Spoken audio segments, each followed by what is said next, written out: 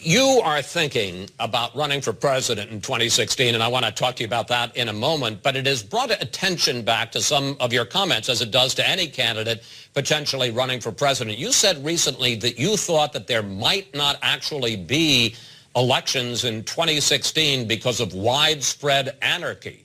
Do you really believe that?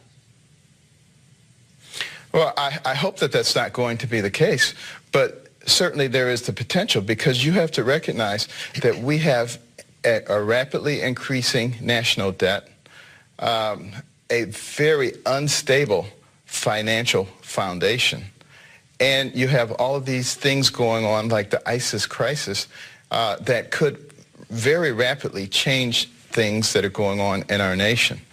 And unless we begin to deal with these things in a comprehensive way and in a logical way, there is no telling what could happen in just a matter of a couple of years, and particularly in a situation where we have a Senate and a Senate leader who has over 300 bills sitting on his desk, will not bring them to the floor for a vote, thereby thwarting the will of the people. And this country was supposed to be a country where the government conformed to the will of the people, not the people conform to the will of the government. Let me pick up on that, because, and talk specifically about a candidacy. You say, and this is your quote, the likelihood is strong that you will run for president in 2016. Do you really want to spend the next 2 years begging people for money, shaking hands, eating a lot of bad meals, when I think you would agree, at best, you are a distinct long shot? Well, let me put it this way. It would be much more pleasant to put my feet up, to relax. You know, I've made plenty of money. I can live a very comfortable life, and that would be my preference. However, given the state of our nation, looking at what's going on, and understanding that sometimes we're called to do things that we don't want to do because we have to do them.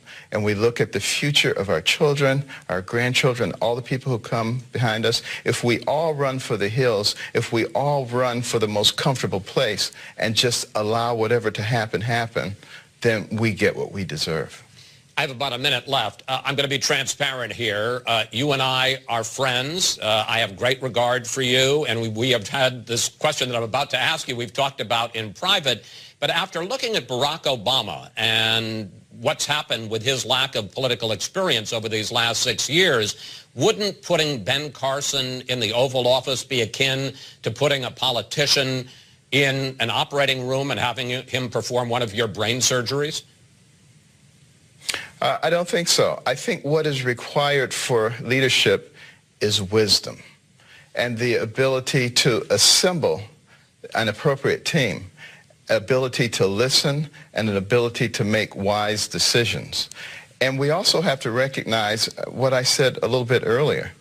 Our system was designed by our founders with the people in mind, and with the will of the people in mind, not with the will of the government. If you want the will of the government, yes, you need people who spend their whole lives in politics, and they are people who are much more likely to be able to impose the will of the government. But I don't think that that's what we need. And Jefferson said, when things got so bad, the people would actually make a correction. I think it's time to make that correction now.